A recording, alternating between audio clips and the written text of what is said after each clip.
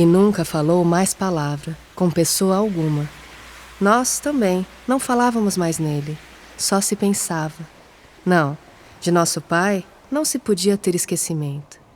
E, se por um pouco a gente fazia que esquecia, era só para se despertar de novo, de repente, com a memória, no passo de outros sobressaltos.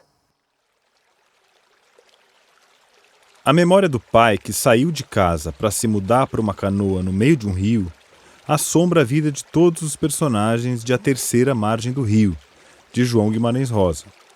O conto, que é uma obra-prima da literatura brasileira, foi publicado em 1962 no livro Primeiras Histórias.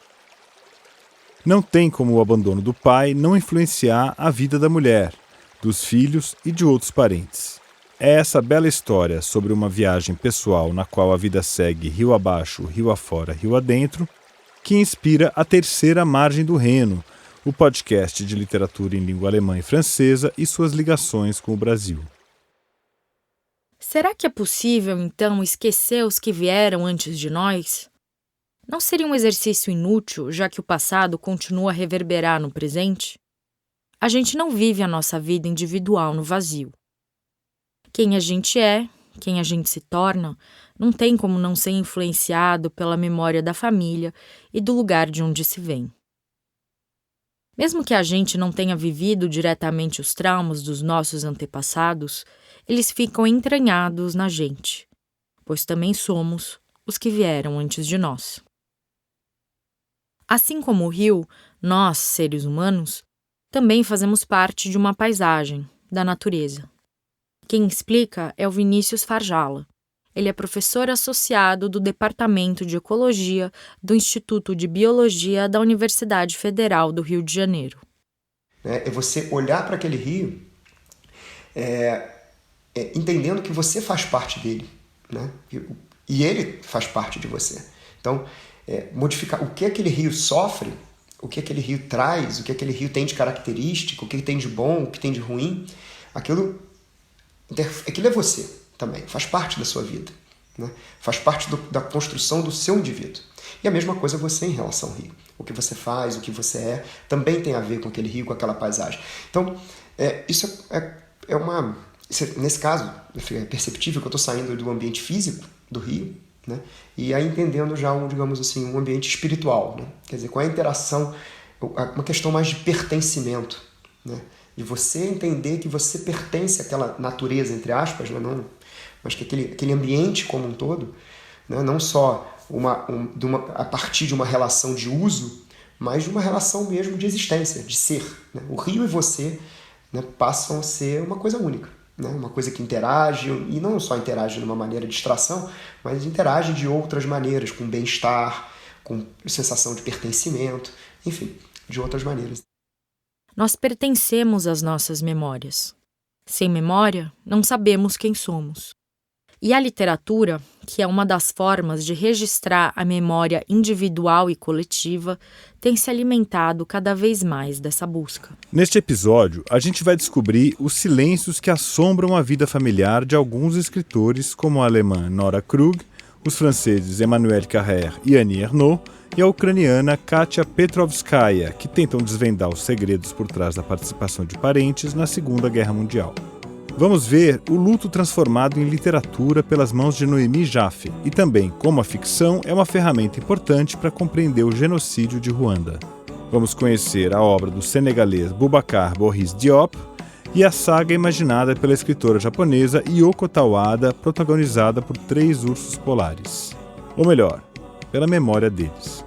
E vamos chegar um pouco além das fronteiras da literatura para ver como a memória dos povos indígenas pode ser revivida no presente pela confecção do manto tupinambá em terras brasileiras. Embarque, então, com a gente nessa viagem que tem sotaque francês, inflexões em alemão e sonoridade brasileira.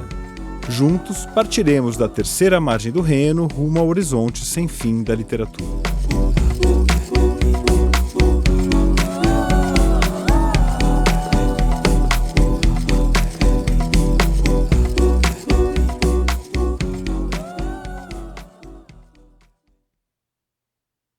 Heimat, substantivo feminino, sem plural. retirado da extensa enciclopédia alemã Brockhaus, termo que define o conceito de paisagem ou localidade real, imaginária ou construída, a qual uma pessoa associa uma sensação imediata de familiaridade.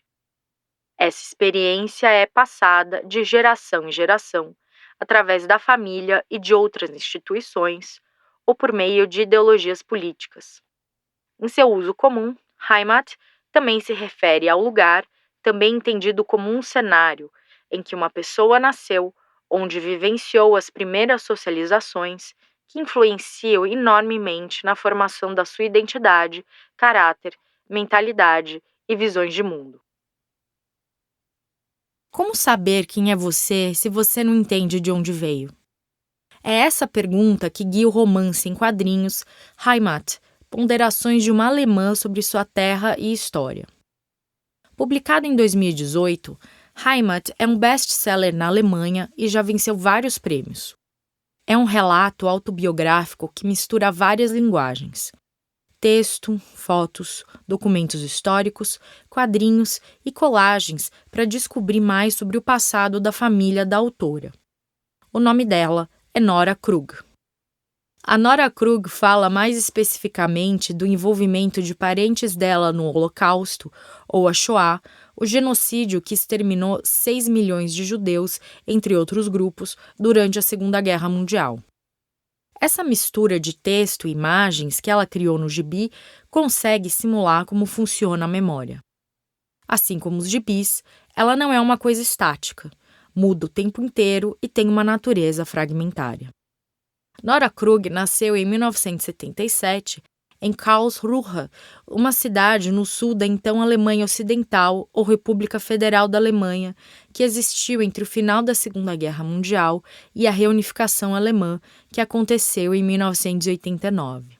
O quintal da casa dela dava para uma base aérea do exército americano. A Nora conviveu desde pequena com o som de aviões militares pousando e decolando. E ela sentia que havia uma coisa bem errada naquilo tudo. Ao longo de toda a minha infância, a guerra esteve presente, mas não era reconhecida. Eu entendia que a guerra era um evento ruidoso e mortal e que havia acontecido antes de os meus pais nascerem. Eu sabia que o meu país rejeitava a ideia de se envolver numa guerra desde a guerra. Eu achava que não havia nada de heróico ou significativo em ser soldado e que a preservação da paz era primordial. Para mim, a ideia de que outros países ainda podiam estar em guerra soava como loucura. Assim como muitos alemães das novas gerações, ela sentiu uma culpa enorme pelos milhões de mortes perpetradas pelos nazistas. O silêncio sobre aquele período nas memórias da família dela era gritante. Mas ela só começou a se questionar um pouco mais sobre o que tinha acontecido naquele período depois de passar quase 2 décadas fora da Alemanha. Primeiro, ela foi para o Reino Unido e depois para os Estados Unidos. Lá, ela se casou com um judeu americano e assim ganhou sogros que tinham fugido da perseguição no país dela muitas décadas antes. A Nora Krug costuma dizer que nunca teria pensado em escrever Heimat se não tivesse saído da Alemanha. Fora do país, ela se sentiu mais alemã do que nunca. Ainda mais quando ela precisou lidar com os estereótipos, sempre negativos, sobre os alemães. Só que ela escreveu o livro em inglês, não em alemão. Não é engraçado? Será que as línguas estrangeiras nos ajudam a tratar das feridas da nossa família, da nossa cidade, do nosso país? O livro é bastante crítico, mas não deixa de ter uma certa nostalgia de vez em quando. A HQ tem uma espécie de seção, intitulada Do Caderninho de uma Imigrante com Saudades de Casa, que reúne alguns objetos que a autora lembra com saudosismo. Lá estão o Hansaplast, marca de curativos criada em 1922, a Wärmflasche, que é uma bolsa de água quente, e a Uhu, a primeira supercola de resina sintética do mundo, criada em 1932. De quais produtos brasileiros você teria ou tem saudades quando está fora do país? Cartas para redação. Então a Nora se lançou em uma viagem rumo às suas próprias origens e foi guiada por algumas questões espinhosas. Será que o avô materno dela teria realmente sido filiado ao partido nazista? O que teria acontecido a seu tio Franz Karl, que morreu jovem em combate na Itália antes do pai dela nascer, se tivesse sobrevivido? Qual seria o nome do pai de Nora, que foi batizada com o mesmo nome do irmão morto, se o Franz Karl original ainda estivesse vivo? Como é que os fantasmas do passado continuam a fazer parte do nosso presente? A Nora Krug levou 6 anos para chegar às respostas para essas perguntas. Ela conversou com parentes, contatou gente da família que ela nunca tinha visto antes, visitou arquivos históricos na Alemanha e nos Estados Unidos, recolheu fotos de antepassados e telefonou para os amigos da família dela na época da guerra. O resultado é uma história bastante pessoal, mas que também é coletiva. Talvez a única maneira de encontrar a Heimat que eu havia perdido fosse olhando para trás, abandonar aquela vergonha abstrata e fazer as perguntas que eram realmente difíceis de se fazer, sobre a minha própria cidade, sobre as famílias da minha mãe e do meu pai. Fazer o caminho de volta até as cidades onde cada um deles havia saído. Retornar à minha infância, voltar ao começo, seguir a trilha de migalhas e torcer para que elas me levassem de volta para casa.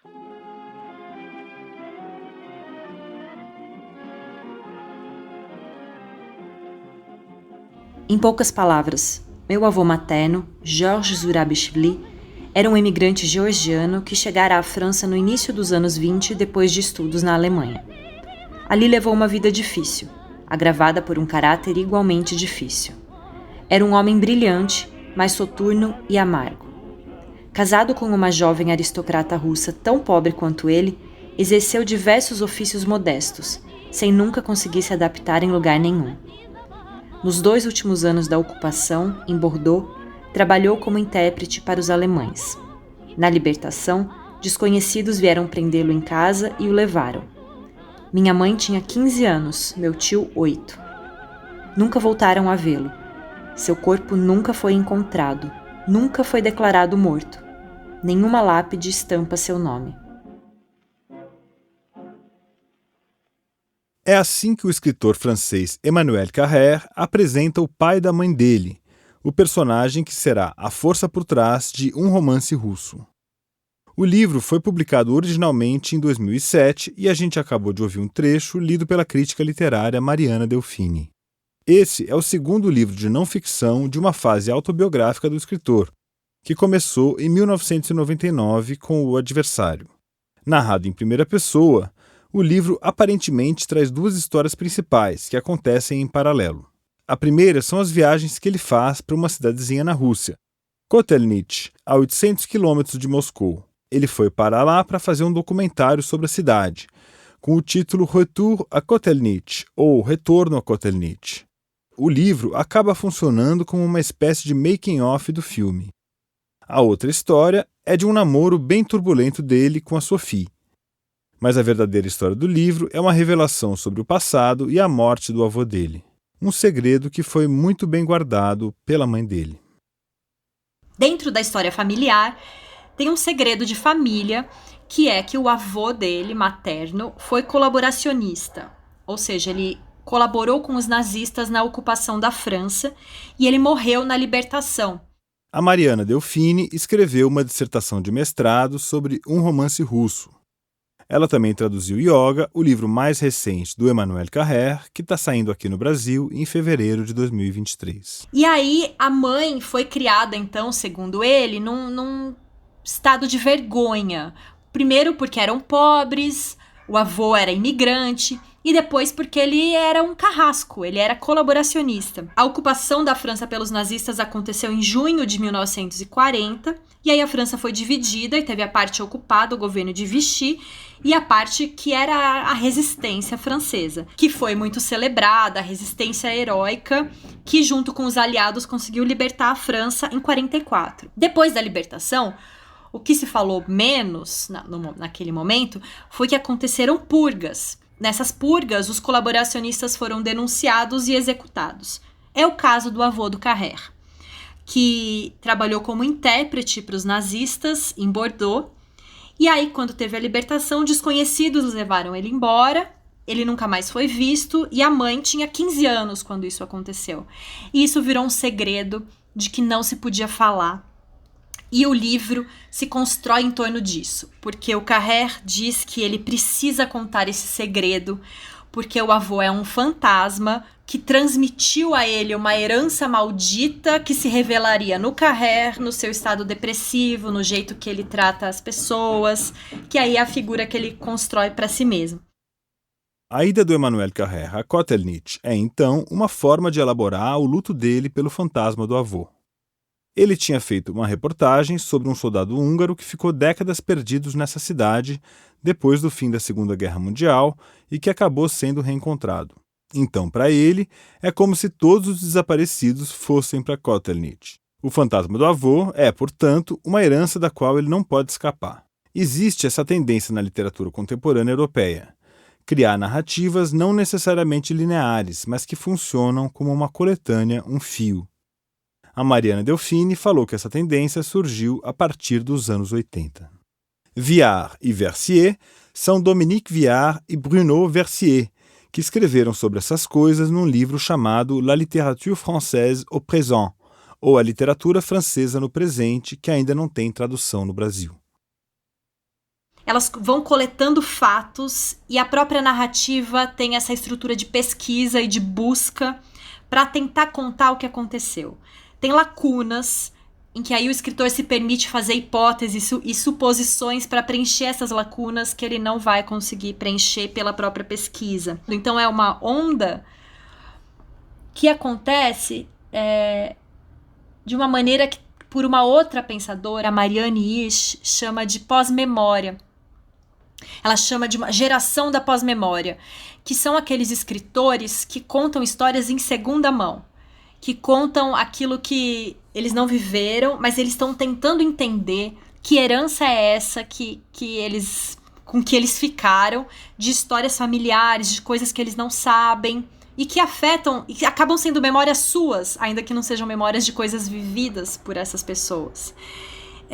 Então, eu acho que essa literatura contemporânea, ela está abordando a história, né? Ela volta a falar da história depois de um período de muito formalismo, de muito jogo com a linguagem, ali nos anos 60, 70.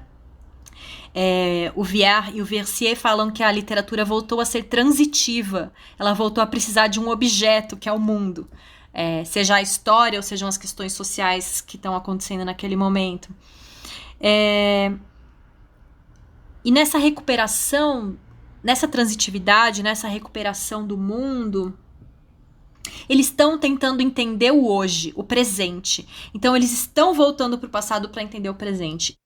É por isso que, no capítulo final, o Emmanuel Carrère se dirige diretamente à mãe dele. Ele a traiu ao revelar o segredo dela em um romance russo. Aqui ele explica que o segredo não é só dela, é dele também, já que a história da traição do avô faz parte da própria história dele. Ao falar dela abertamente, ele acredita que esse ciclo vicioso vai ser quebrado.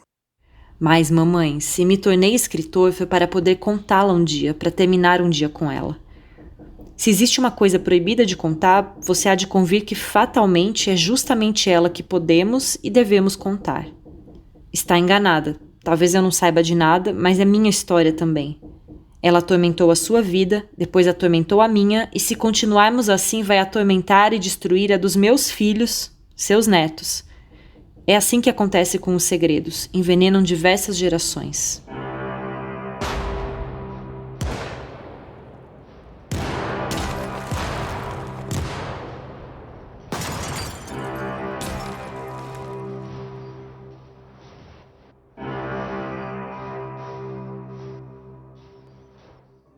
Nas reuniões de família na época do pós-guerra, naquela lentidão interminável das refeições, alguma coisa vinha do nada e assumia uma forma.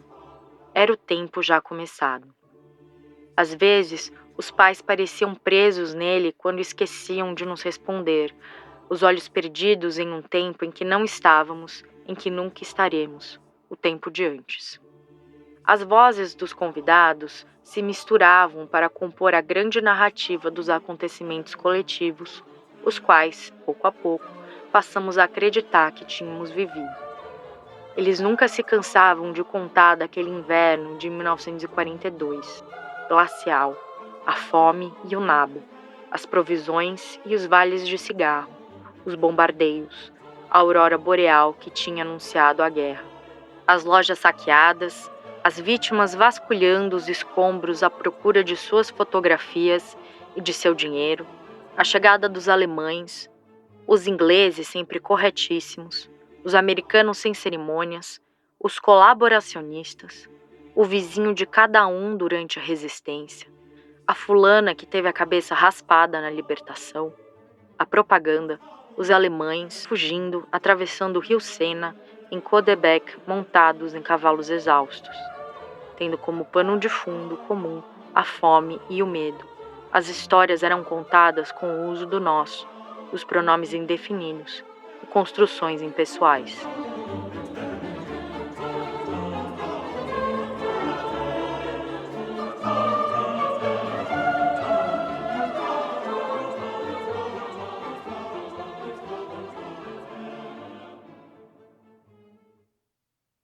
Em Os Anos, a escritora francesa Annie Ernaux faz um relato que é autobiográfico, mas que não usa o pronome individual eu.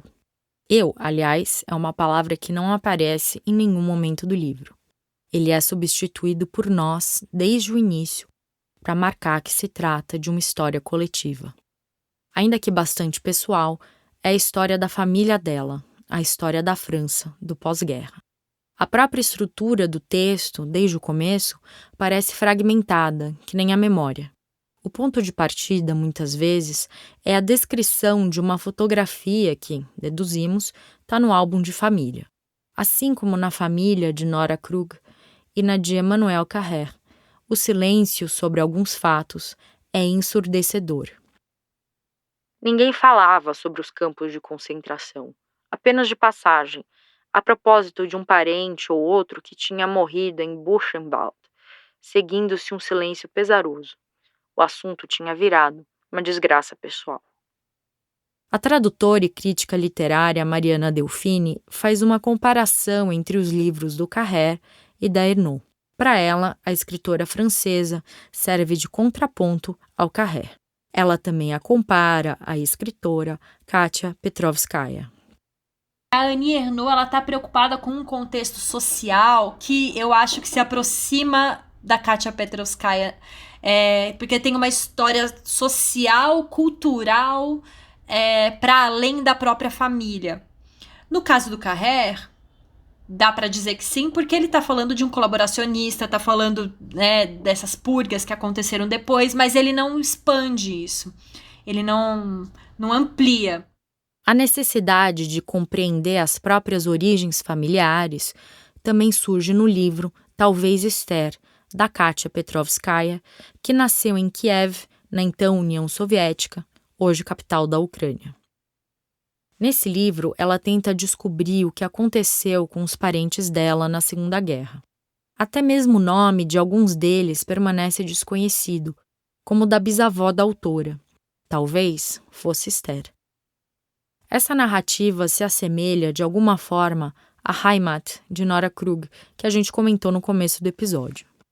Tem um outro livro também recente chamado Heimat, de uma ilustradora quadrinista chamada Nora Krug. Essa é a jornalista e tradutora Gisele Ebersperrer. Ela tem um canal no YouTube chamado Vamos Falar de Livros e é colaboradora do canal GoodTube do Goethe Institute do Rio de Janeiro. A Gisele conhece a obra de várias autoras alemãs ou que escrevem alemão, como é o caso da Katia Petrovskaya. E ela faz um processo muito similar ao da Katia Petrovskaya, só que a Nora Krug tem uma família nazista, né? Ela está tentando entender qual é a relação da família dela com o nazismo, eles só foram porque precisaram, por causa das circunstâncias. E é interessante como para as duas entender essas lacunas tem também um aspecto de se entender no mundo e se entender na sua identidade, né? Mas eu me questiono se a ida da Katia Petrovskaya para a Alemanha e ela estar morando em Berlim, que é uma cidade tão marcada por isso, também não tem um pouco uma influência nela sentir essa necessidade de pesquisar tudo isso, porque é uma experiência que marca muito, né? Quem tá na Alemanha é muito cotidiano a sua experiência de ver essa memória sendo reafirmada e sendo relembrada, né? Ainda hoje, né? Mas é com certeza um livro de tentar se entender de como cheguei aqui, como chegamos aqui e por que as coisas foram assim, né? Então, com certeza passa pela identidade das autoras quando elas estão fazendo isso.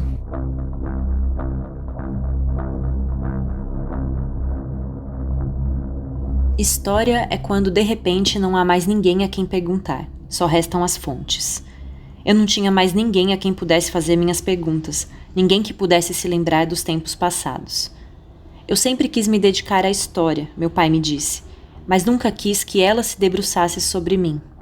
Disse também que ter um vínculo com a história não dependia de ter ou não parentes. E eu lhe disse que dependia sim, que agora eu queria me dedicar a traçar um grande panorama como se nós próprios estivéssemos na rosa dos ventos dos acontecimentos, ainda que apenas por causa de um parente maluco com quem nada podíamos aprender. Aqui ouvimos de novo a voz da Mariana Delfini, mas dessa vez ela está lendo trechos de Talvez Esther. A Katia Petrovskaya partiu da Alemanha, então, que é o país onde ela reside desde 1999, em busca de seus antepassados.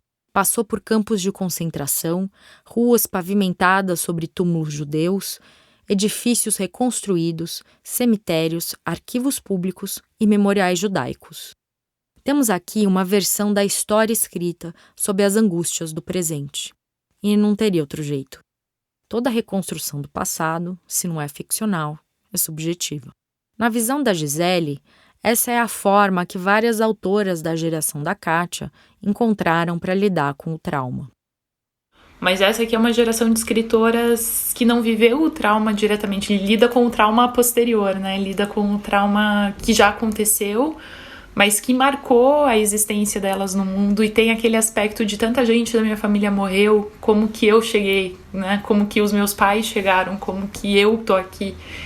E talvez o trauma seja um trauma de ausência, né? Mais do que um trauma de ter vivido a experiência.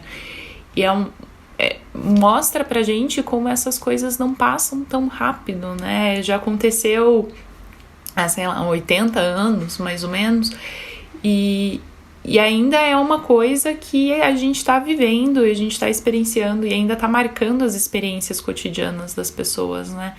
E como, por mais frágil que a memória seja, ela não deixa de ser uma fonte de trauma e não deixa de ser um aspecto real da vida das pessoas, né?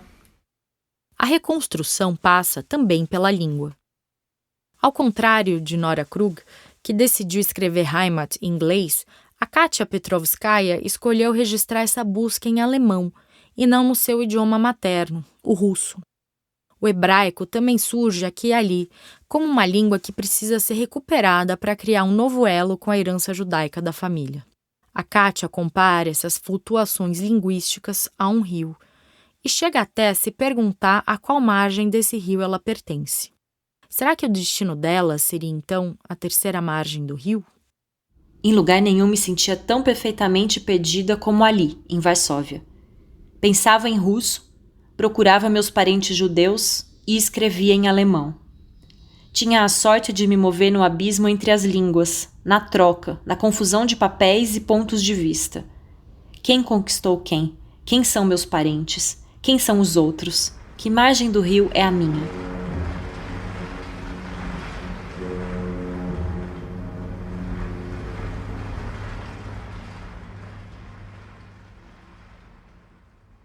A Noemi Jaffe percorreu um caminho mais ou menos parecido em O que os cegos estão sonhando, que foi lançado pela editora 34 em 2012. Dividido em 3 partes, o livro gira em torno do diário da mãe da autora. A Lili Jaffe foi presa pelos nazistas e levada para Auschwitz. Quando o campo de concentração foi libertado, em abril de 1945, ela foi salva pela Cruz Vermelha e levada para a Suécia. Lá, ela escreveu esse diário em sérvio, que era uma das línguas faladas na Iugoslávia, país onde ela nasceu e que já não existe mais. O diário narra a experiência no campo, da prisão à libertação. Nas outras duas partes do livro, a Noemi e a filha dela, a também escritora Leda Cartoon, que já apareceu aqui em um episódio anterior, escrevem sobre o impacto da experiência de Lili na vida de cada uma. A memória da minha mãe aparece de formas diferentes no livro O que os cegos estão sonhando e no Lili. Essa é a própria Noemi Jaffe.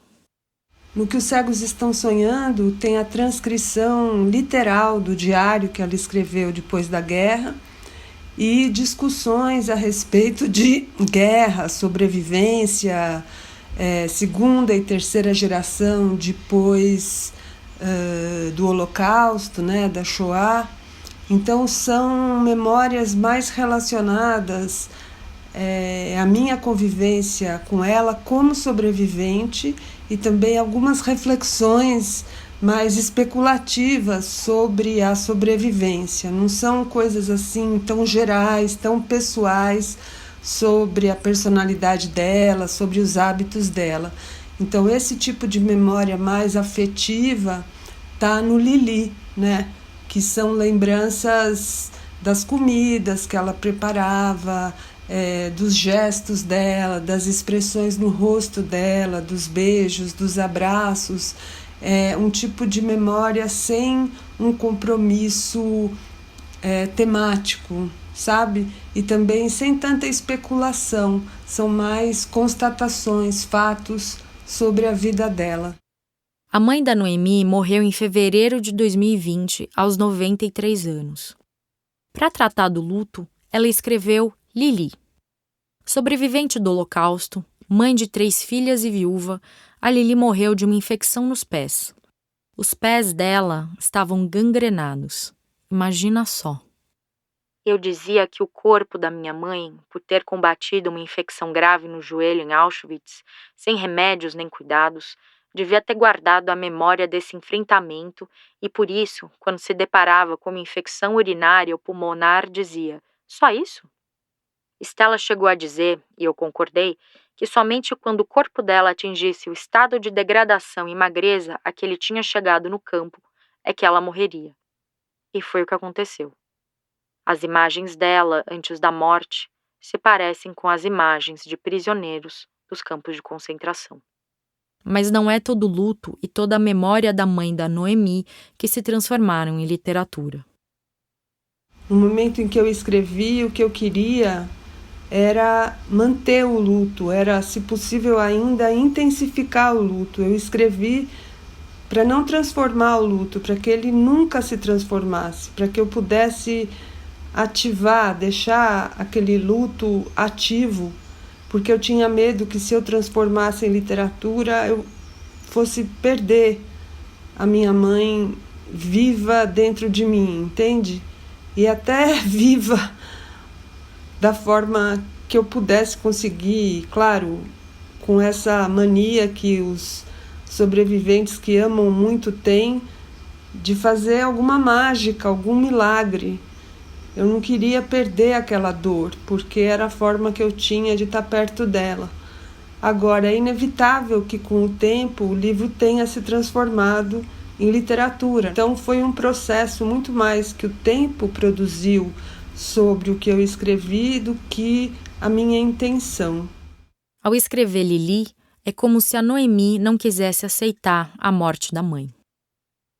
Como se também a memória fosse um escritório burocrático onde se enfileiram prioridades. O ainda não prevalece sobre o já foi e os deveres relegam a dor e a lembrança, sentimentos inúteis, aos cantos da memória. A vida aqui fora é uma metáfora da memória. Arquivar, salvar, espaço para o acúmulo, limpeza das sobras e hierarquização. E também a memória passa a ser uma metáfora dessa vida, funcionando ambas por osmose e imitação. Em outro modo de vida, com outra experiência do tempo, certamente também a memória funciona de modo diferente. E minha mãe, mestra do esquecimento, a quem eu sempre me contrapus como a lembrança insistente, agora me ensina também a esquecer. Me ensina também que o tempo é uma coisa trágica. Ele acontece.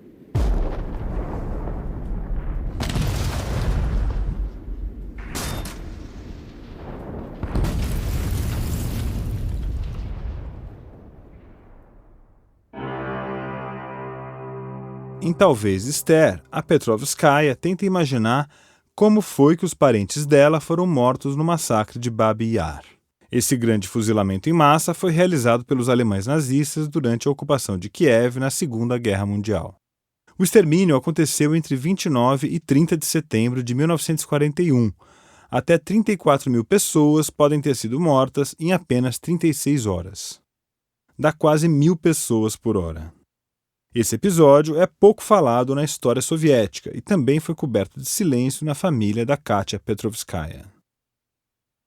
No começo da noite, a caminho de um encontro com um diretor de teatro polonês que tinha acabado de ganhar o Nika de Ouro, o maior prêmio literário da Polônia por sua peça sobre colegas de uma mesma turma de escola à época da guerra, topei na rua com meu vizinho de Berlim. O que teria sido uma bela coincidência caso eu não houvesse acabado de ler uma peça baseada num livro intitulado Vizinhos, que falava justamente de colegas de escola poloneses e judeus que cresceram juntos, viviam juntos, se gostavam, e então se voltaram uns contra os outros e puseram-se a matar uns aos outros. Just guess quem matou quem. Eu ia pensando justamente em Vizinhos, numa cidadezinha polonesa com o nome para mim impronunciável de Jedwabna, e em por que alguém mata seus vizinhos, num delírio, nas trevas, num estado mental alterado ou por prazer, quando de súbito lá estava ele, em Varsóvia, meu vizinho, morador de um edifício quase de frente ao meu em Berlim, uma pessoa com quem gosto de conversar. Esse trecho de Talvez Esther pode fazer lembrar de um outro livro, intitulado Murambi, o Livro das Ossadas, que trata de um outro genocídio do século XX, o de Ruanda, nos anos 90. Os membros da etnia Hutu exterminaram os de outra etnia, Tutsi, e também os Hutus considerados amigos dos Tutsis. Muitos dos carrascos Hutus eram amigos, vizinhos, pais e cônjuges de Tutsis, e se voltaram contra eles de um dia para o outro. Pois é, dá até um arrepio pensar nisso e no que vem acontecendo por aqui no Brasil, não é mesmo? Ao contrário dos autores de que tratamos até agora, o senegalês Boubacar Boris Diop, que é um dos escritores mais respeitados do continente africano, usou a ficção para contar uma história, a de como um país tenta se reerguer depois de passar por um trauma violentíssimo. Depois de uma história como aquela, seja como for, todo mundo está um pouco morto. Essa é a conclusão do professor de história Cornelius Uvimaná, que retornou à sua Ruanda natal em 1998, depois de 25 anos no exílio, e depois de 4 anos do genocídio de 1994. Ele volta ao país com a ideia de montar uma peça de teatro sobre os massacres que aconteceram na cidade de Murambi. Entre 40 mil e 50 mil Tutsis que estavam refugiados na escola técnica morreram, e seus corpos foram enterrados em valas comuns. Em cima deles foi construída uma quadra de vôlei para uso das tropas francesas. Ele acredita que toda a família foi morta no massacre de Murambi, menos o Simeon Abinezá, que era tio dele. Filho de pai Hutu e mãe Tutsi, o Cornelius descobre segredos devastadores sobre o pai durante o extermínio na escola técnica. O Gerard, que é um dos sobreviventes, guia o Cornelius pelo local e vai narrando as lembranças do massacre. Cornelius pensou que Gerard nunca esqueceria nem lhe perdoaria a carnificina de Murambi. Para ele mesmo, tudo tinha sido tão fácil. Nunca seria capaz de compreender sofrimentos que não foram seus. A sua volta tornava-se quase um outro exílio. A trajetória do protagonista segue, de alguma forma, o caminho percorrido pelo autor. O Boubacar, que como vocês sabem é senegalês, viajou para Ruanda em 1998 para realizar a residência literária Ruanda Escrever por Dever de Memória dentro do festival Festáfrica, que é um festival de literatura e artes da África e da diáspora negra criado em 1992 na França. O Diop não conhecia as complexidades que levaram ao genocídio que matou 800 mil pessoas entre abril e julho de 1994. Ao conversar com os sobreviventes dos massacres e também com os carrascos deles, o Diop foi desconstruindo a ideia de que tudo aconteceu por causa de conflitos étnicos entre os Hutus e os Tutsis. Essa era a explicação dada pela imprensa internacional. Por meio desses relatos individuais, o autor criou o romance Murambi, que foi publicado em francês no ano 2000. O fio condutor é a viagem do Cornelius até Ruanda. Mas esse romance é formado por várias vozes que são divididas em capítulos, cada um com o nome de um personagem. Esse mosaico de relatos individuais dá uma visão mais ampla do genocídio, e a gente entende que as raízes dele estão na colonização. Os alemães e os belgas deram proeminência aos Tutsis como governantes em detrimento do resto da população, que também era formada por Hutus e Tuás. Já a França ficou do lado dos Hutus desde a declaração da República em Ruanda em 1959, quando a monarquia Tutsi foi derrubada. Foi aí que os Tutsis se tornaram alvo da maioria Hutu, que culminou no genocídio de 1994. O gatilho foi a morte do presidente Juvenal Habyarimana em um acidente de avião. O Cornelius e o Diop não testemunharam diretamente os crimes, nem o leitor, aliás. Quem narra são pessoas que realmente viveram o horror na pele. O dever da memória é, assim, abre aspas, opor um projeto de vida ao projeto de aniquilamento dos genocidas, e o romancista tem o que dizer a respeito, fecha aspas. Assim escreve o Diop no pós-fácil de Murambi. E é também o que o Cornelius descobre no fim do livro. Cedo ou tarde, na África ou em outros lugares, pessoas diriam calmamente: vamos voltar a falar um pouco dos 100 dias de Ruanda. Não há genocídio sem importância, tampouco Ruanda é um detalhe insignificante da história contemporânea. Cornelius envergonhou-se um pouco de ter pensado numa peça de teatro, mas não renegava sua atração pela palavra. Diria incansavelmente o horror. Com palavras facões, palavras porretes, palavras espetadas de pregos, palavras nuas e palavras cobertas de sangue e de merda. Isso ele podia fazer, pois também via no genocídio dos Tutsis de Ruanda uma grande lição de simplicidade. Todo cronista pode pelo menos aprender coisa essencial à arte, a chamar os monstros por seu nome. Por isso, ele escolhera estar ao lado dos mortos. Não queria rezar nem chorar. Não esperava nenhum milagre diante das ossadas petrificadas de Murambi.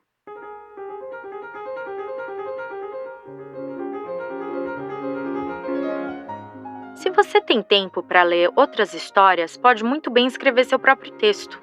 Uma autora que só lê é preguiçosa. A leitura está roubando o tempo que você poderia usar para a escrita. Mas assim posso aprender alemão. Escreva em alemão e você economiza tempo. Não precisa mais de tradução. Não, isso não funciona. Você deve escrever em sua língua materna. Precisa desabafar e isso não deve acontecer de forma natural. O que é a minha língua materna? A língua que você fala com a sua mãe. Nunca falei com minha mãe. Acho que minha mãe não falava russo. Sua mãe era Ivan, já esqueceu? A era das mães femininas passou. Memórias de um Urso Polar não é um livro de memórias convencional. É uma ficção escrita pela japonesa Yoko Tawada, que imagina uma saga familiar com ares de fábula sobre 3 gerações de uma linhagem de ursos polares. O mais novo deles é Knut, um ursinho que nasceu em 2006 no Zoológico de Berlim e se tornou uma celebridade na internet até morrer afogado em 2011. Só que essa parte já não é mais imaginação da Yoko Tawada. O ursinho Knut existiu de verdade e o fenômeno midiático em torno dele também. Eu, inclusive, era bastante fã desse ursinho. No diálogo que a gente acabou de ouvir, a avó do Knut está conversando com o editor dela, Wolfgang. Dá para imaginar que essa conversa tenha sido inspirada em experiências vividas pela própria Tawada, que escreve em alemão e também em japonês. Essa é, de novo, a Gisele Ebersperrer. Eu acho o livro da Tawada tão alemão de recuperar essas imagens e é impressionante a leitura que ela faz dessa sociedade que ela está E eu admiro muito encarar o alemão, que não é das línguas mais simples de se aprender, e lidar com isso num âmbito de escrita criativa é muito interessante, né? Eu iria por esse caminho, assim, de pensar que é uma língua que permitiu novas relações e inspirou um pouco as obras também. A primeira parte do livro é narrada por essa ursa. Ela nasceu na União Soviética, publicou uma autobiografia de sucesso escrita em alemão e se exilou no Canadá. É realmente tão frio assim no Canadá? Sim, é incrivelmente frio. Sonhei com uma cidade congelada na qual as paredes dos prédios eram feitas de gelo transparente. Em vez de carros, salmões nadavam pelas ruas. Vivia com as janelas abertas, dia e noite. Para mim, Berlim era uma cidade tropical. Na segunda parte, ouvimos a voz da domadora da ursa Tosca, que é filha da primeira narradora. As duas trabalham no circo na Alemanha Oriental. Elas praticam um número famoso no país, o beijo da morte, no qual uma pessoa e um urso dão uma espécie de selinho.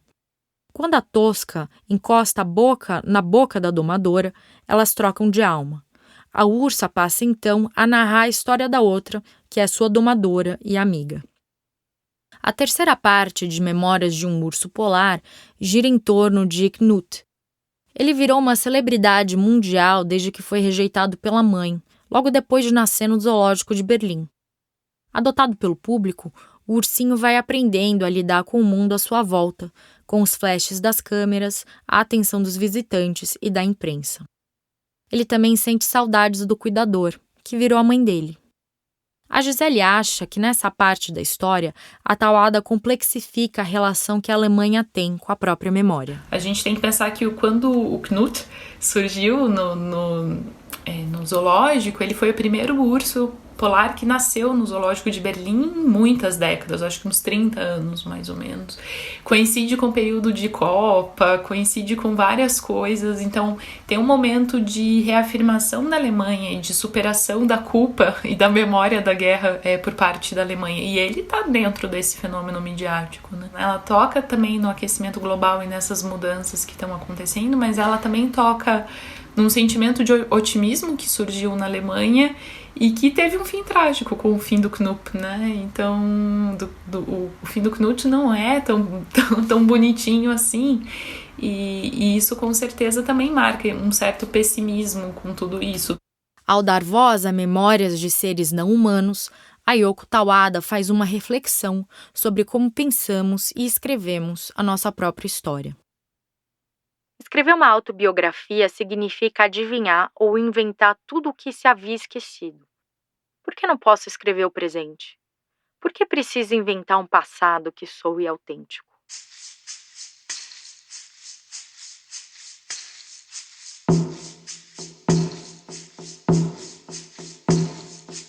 A memória, às vezes, pode parecer perdida, fugidia, mas ela também pode ser recuperada.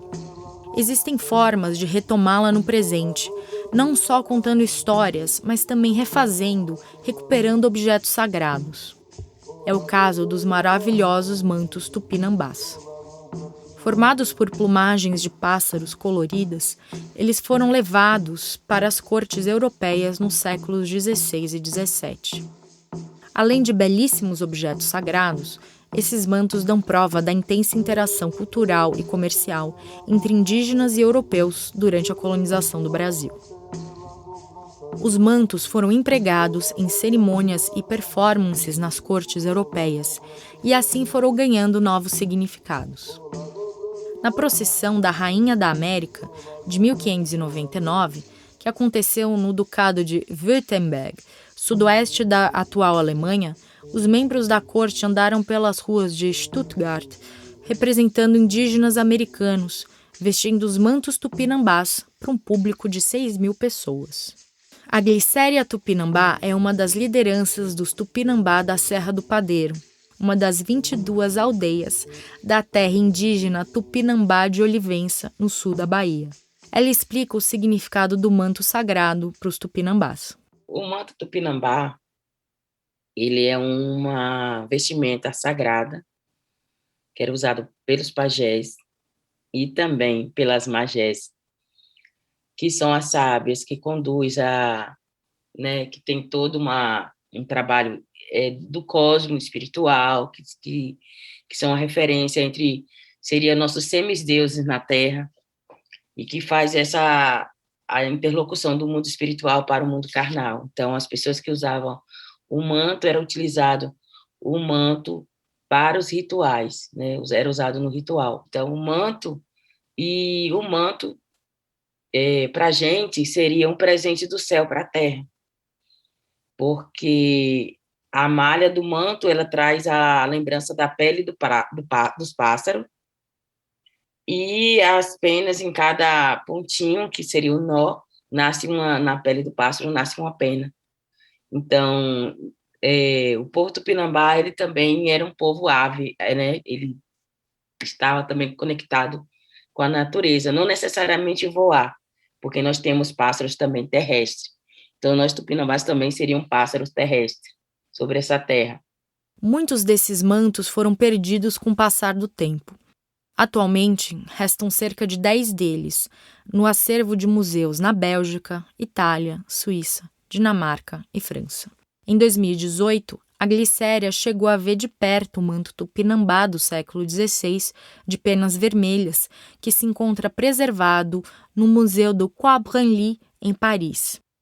Esse manto não é mais exposto ao público. Quando ela soube que poderia conhecer o manto, ela estava no metrô, na capital francesa. A gente deu um monte de grito nesse metrô, pulo e grito, porque na Bahia, né, todo mundo, quando recebe a notícia, grito, pulo, e aquela alegria toda, aquela euforia toda. E aí o pessoal que estava no trem olhou assim para a gente, no metrô, olhou assim, isso aí deve ser estrangeira, é baiana e é do Brasil. Tipo isso. Porque foi muito legal, foi muito assim, emocionante. Eu falei, não acreditei, eu vou ver o manto pela primeira vez. Eu vou ver as pegadas onde o Tupinambá passou. É verdade isso, eu não acreditei. Ali no museu, ela diz ter entrado em uma nova dimensão. O passado, o presente e o futuro se encontravam. Na sua visão, o manto que ela viu na França era usado por mulheres. E aí eu tinha a impressão que aquele manto era um manto feminino, era um manto usado por mulheres, era um manto feito pela mão das mulheres. E aí eu ficava naquela agonia, assim. Aí eu fui ver o formato das penas, como foi colocado as penas, aí eu fui ver qual tipo de pássaro que tinha naquela malha, naquela aplicação daquela malha. Aí fui ver o capuz, aí tinha uma outra peça que é uma tiara, eu peço de tiara, e tem o capuz, e aí foi analisar o capuz, eu olhei todas as penas, falei assim, falta a pena do rabo. Cadê as penas do rabo? Onde foi parar as penas do rabo? E não estava, mas no capuz só estava o oco, né? Só tinha um marco zero.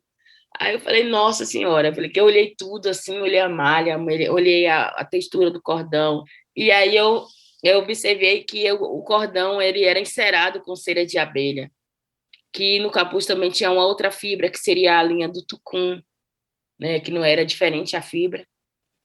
E aí depois, posterior, também tinha uma outra aplicação de um outro material que era de miçanga, né? E é de vrido. E aí é aplicado dentro de um tecido, né? E é preso na frente, assim. É muito bonito. E a miçanga é azul e branca. Muito bonito. Aí eu memorizei ele, eu trouxe o manto de volta, trouxe em mim, na minha memória. Com esse manto na memória, ela fez o manto Tupinambá renascer em plena pandemia da Covid-19. Entre fevereiro e agosto de 2020, a Glicéria fez ela mesma essa vestimenta, pena por pena. Não com as penas vermelhas do guará, mas de outras aves que estavam ao seu alcance. Galinha, galo, gavião, pato, peru, pavão, tururim, sabiá bico de osso, canário da mata, gavião-rei, gavião-perdiz e arará, na parte do capuz. Segundo a Glicéria, foram ao todo 3.500 penas. A base foi trançada com cordão de algodão cru, encerado com cera de abelha tiúba, seguindo a técnica de tecelagem do jereré, uma ferramenta de pesca utilizada pelos anciões da aldeia. O manto de 1,30 m de comprimento foi exposto entre setembro e novembro de 2021 em Brasília e Porto Seguro e depois voltou para a Serra do Padeiro, também na Bahia. É a retomada do manto, que volta junto com a retomada do território desse povo tupinambá. Os tupinambá recuperaram suas técnicas, sua língua e sua cultura por meio da memória que ainda reverbera no presente, do lado de fora das paredes dos museus.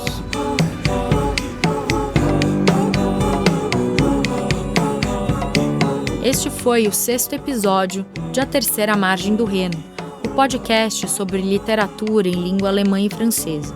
No próximo episódio, que vai ao ar em 2 semanas, falaremos sobre como contar uma história. A Terceira Margem do Reno é um podcast feito em correalização pelas unidades do Rio de Janeiro e de São Paulo do Goethe Institut, pela Bíblia Maison e o Escritório do Livro da Embaixada da França no Brasil e pela Associação 451. Eu, Paulo Werneck, sou o responsável pela direção geral.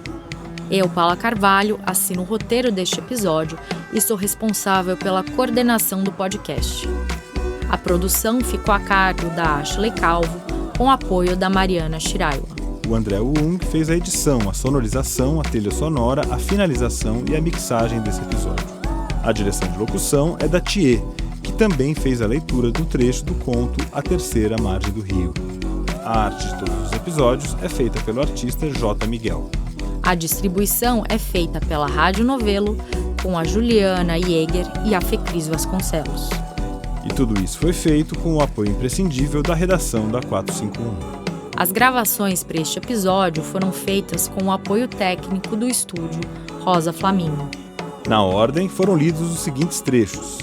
A Terceira Margem do Rio, de João Guimarães Rosa, que faz parte do livro Primeiras Histórias, que saiu pela editora Global. Heimat, Ponderações de uma Alemã sobre sua terra e história, de Nora Krug, da Quadrinhos na CIA e tradução de André Czarnoby, um romance russo de Emmanuel Carrère, publicado pela Alfaguara, selo da Companhia das Letras, e traduzido por André Teles. Os Anos de Annie Ernaux, publicado pela editora Fósforo, em tradução de Marília Garcia. Talvez Esther, de Katia Petrovskaya, da editora Zahar, do grupo Companhia das Letras, com tradução de Sérgio Telaroli. Lili, de Noemi Jaffe, publicado pela Companhia das Letras. Murambi, o Livro das Ossadas, de Boubacar Louris Diop, lançado pela editora Carambaia, em tradução de Mônica Stael. Memórias de um Urso Polar, de Yoko Tawada, traduzido por Lúcia Colichon de Abreu e Gerson Roberto Neumann. Até o próximo episódio. Au revoir. E auf Wiedersehen.